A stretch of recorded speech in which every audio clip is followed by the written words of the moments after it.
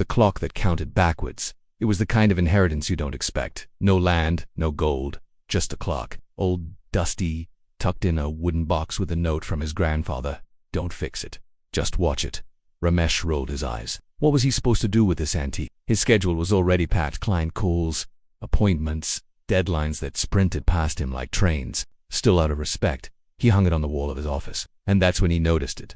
The clock ticked backwards. Seconds moved in reverse. Then minutes. Then hours. It didn't go wrong. It went the other way at first. It was funny. A glitchy heirloom. A conversation piece. But soon, it started bothering him. How was he supposed to focus on quarterly targets with a clock that reminded him every moment was leaving? He tried replacing it, but every time he glanced at a digital clock, he found his eyes pulled back to the backward one. And then something strange happened. He began to feel slower, not sluggish.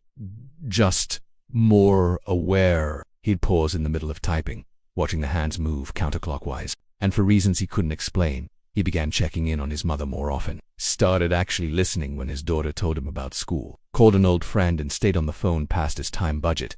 He didn't mean to shift, but somehow the backward clock nudged him to ask, if time is running out, what am I really spending it on? At first he felt guilt. Years he couldn't get back.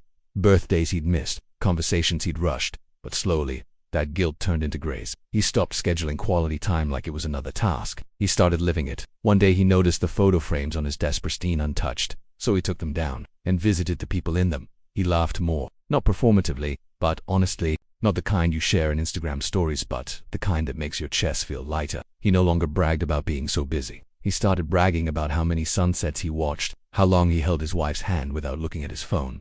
Time didn't stretch, it deepened. He realized something radical. When you count what matters, you stop counting everything else. And the more backward the clock ticked, the more forward he moved.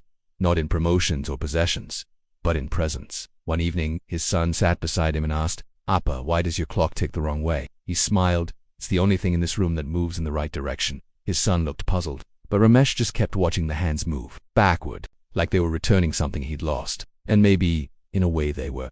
Because sometimes, to move forward in life, you need to turn your attention back.